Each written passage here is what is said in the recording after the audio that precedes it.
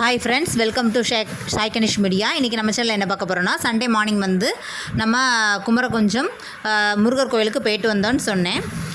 அதோட கண்டினியூட்டி தான். அன்றைக்கி சண்டே சமையல் என்னென்னு பார்த்துடலாம், லஞ்ச் பாக்ஸ் ரெசிபி என்னென்னு பார்த்துடலாம். சண்டே வந்து சவ் கூட்டுக்கறி, பருப்பு போட்டு கூட்டுக்கறியும் வாழைக்காய் பொரியலும் தான் வச்சுருந்தாங்க. நம்ம வந்து நேற்று வந்து மாங்காய் ரெசிபி ஒன்று போட்டிருந்தோம். அதில் மீதம் வந்ததை எண்ணெய், கடுகு, கருவேப்பிலை போட்டு எண்ணெய் ஊற்றி இந்த மாதிரி தாளித்து அடுத்த நாள் சைடிஷாகவே எடுத்துக்கிட்டேன். அட்டகாசமாக இருக்கும். சவ் பருப்பு போட்டு கூட்டுக்கறியும் வாழைக்காய் பொரியலும் மாங்காவும் தான். சோறு குக்கரில் வச்சாச்சு, ரெடி பண்ணியாச்சு. கோயில் போயிட்டு வந்ததும் கோயில் போயிட்டு ஒரு 12 o'clock அந்த மாதிரிலாம் வீட்டுக்கு நாங்கள் ரீச் ஆகிட்டோம்.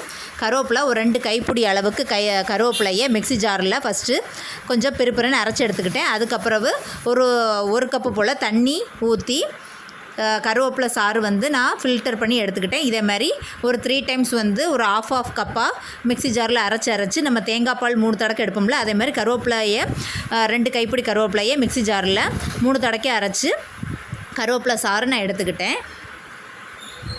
இந்த மாதிரி ஃபில்டர் பண்ணி எடுத்துக்கிட்டேன். கருவேப்பிலை சாறை 3 times கொஞ்சம் கொஞ்சமாக தண்ணி ஆட் பண்ணி எடுத்து கருவேப்பிலை சாறு நம்ம இப்போ எடுத்து வச்சாச்சு. கருவேப்பிலை நம்ம காய்கறிலாம் வாங்கும்போது அதிகமாக கிடைக்கக்கூடியதை வந்து இந்த மாதிரி ஜூஸ் போட்டு குடிக்கலாம். இல்லாட்டா தோசையில் அரைச்சி நம்ம கருவேப்பிலை தோசை சுட்டு சாப்பிட்லாம், கருவேப்பிலை துவையல் வச்சு சாப்பிட்லாம். இந்த மாதிரி நம்ம வந்து அந்த கருவேப்பிலையை வேஸ்ட் பண்ணாமல் நம்ம யூஸ் பண்ணலாம். ஹஸ்டன் தயிர் ஒரு 2-3 ஸ்பூன் போல் ஆட் பண்ணிக்கிறேன். ஒரு அந்த பாக்கெட்டில் ஆஃப் பாக்கெட் நான் ஆட் பண்ணிட்டேன். அது கூடவே எக்ஸ்ட்ரா ஒரு 1.5 கப் போல் தண்ணி ஆட் பண்ணிக்கிட்டேன். பெரிய கப்புக்கு ஒரு 1.5 கப் போல் தண்ணி ஆட் பண்ணிக்கிட்டு தேவையான அளவு உப்பு ஆட் பண்ணி நல்லா மிக்ஸ் பண்ணி விட்டுக்கோங்க. தேவைக்கேற்க வந்து நம்ம உப்பு ஆட் பண்ணிக்கலாம். ஏற்கனவே ஃப்ரிட்ஜிலேருந்து தயிர் எடுத்ததுனால தயிரில் உள்ள கூலிங்கும் இருக்கும். கருவேப்பிலையும் உடம்புக்கு ரொம்ப நல்லது. பசங்களுக்கு இந்த மாதிரி வீக்லி ஒன்ஸ் ட்வைஸ் அந்த மாதிரி கூட ரெகுலராக நம்ம குடிக்கிறதுக்கு நீங்கள் கொடுக்கலாம்.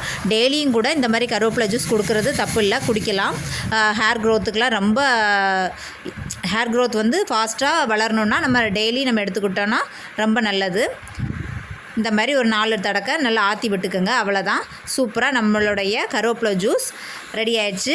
காய்கறி வாங்கும்போது வீணாக்காமல் கிடைக்கக்கூடிய கருவேப்பிலையை வீணாக்காமல் இந்த மாதிரி கருவேப்பிலை ஜூஸு, துவையல், கருவேப்பிலை தோசை அந்த மாதிரி நீங்கள் ரெடி பண்ணி உங்கள் பசங்களுக்கு சின்ன வயசுலேருந்தே பழக்கி கொண்டு வாங்க. இவ்வளோதாங்க. கோயிலுக்கு போயிட்டு வந்தோன்னே கருவேப்பிலை ஜூஸ் எல்லாருக்கும் ரெடி பண்ணி கொடுத்தேன். இந்த வீடியோ உங்களுக்கு ரொம்பவே பிடிச்சிருக்குன்னு நினைக்கிறேன். பிடிச்சிருந்தா சப்ஸ்கிரைப் பண்ணுங்கள், பக்கத்தோட பெல் பட்டனை கிளிக் பண்ணுங்கள், உங்கள் ஃப்ரெண்ட்ஸ் அண்ட் ஃபேமிலி சர்க்கிளுக்கு ஷேர் பண்ணுங்கள். பாய், see you, take care.